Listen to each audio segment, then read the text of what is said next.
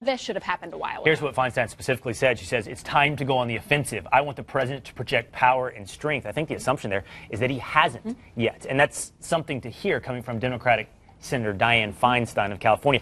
But the third prong, we can put up the list again, it has to do with this coalition building. Ellison is pointing out building a coalition at home is actually part of that. He's getting political pressure from Democrats and Republicans. Mitt Romney right now is saying that the president has completely bungled this and that he would have had a clear strategy for how to deal with this some time ago. So building a coalition at home is part of that issue, and so is an international coalition. That's what we had up there at the end. He's looking to put together Turkey, Jordan, Saudi Arabia, the United Arab Emirates to all participate in this program, and what that eventually would be needed to do is to expand airstrikes into Syria. Now, will a coalition to expand airstrikes into Syria, that's the third prong of this strategy, actually come together? Look, I remember when there was this story in the Wall Street Journal in the last couple of days about a rescue attempt of James Foley, the journalist who was beheaded, that supposedly took place in July. And the United States government wanted to launch this rescue attempt, ultimately failed from Turkey, from an airbase in Turkey. And Turkey said no.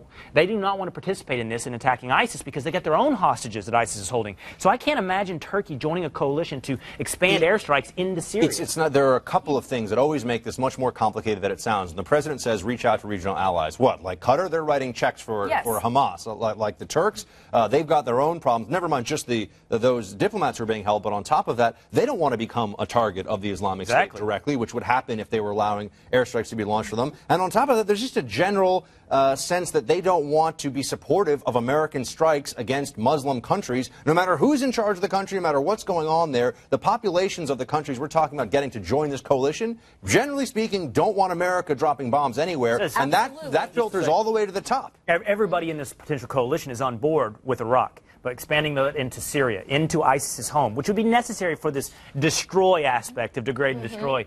Not everybody's on board. Not everybody's on board. And what happens when Russia gets involved? Right. And what happens when China gets involved? I mean, this is the president pushing everything forward and hoping that we'll make these decisions once he's out of the presidency. Look, I think that he realizes right now that there have been some huge, grave mistakes. And I don't know how we're going to back out of this. Buck knows as well as I do because, I mean, I cover, terrorism. I'm a war correspondent. Buck, you were in the CIA. You were covering all kinds of issues like this.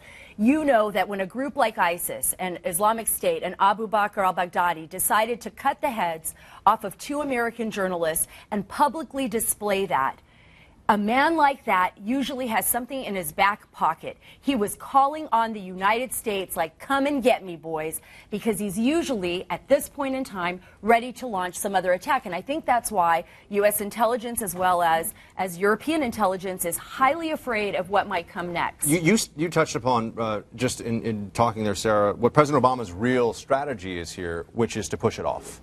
While he's saying the right things and they're putting in place some of the right pieces, but to actually execute the strategy, to degrade and destroy ISIS, frankly, this administration does not have the stomach for what that would possibly entail. And I think the idea very much is to just kind of try to keep this thing cobbled together and hand off this stinking fish to the next administration. Well, many are saying that third prong, destroy ISIS, which requires going to Syria, could take 36 months, 3 years of action, which would extend way beyond his tenure. I want to bring Khan and Elsa back in. So let's return to the domestic politics, the coalition. President Obama is saying he has authorization.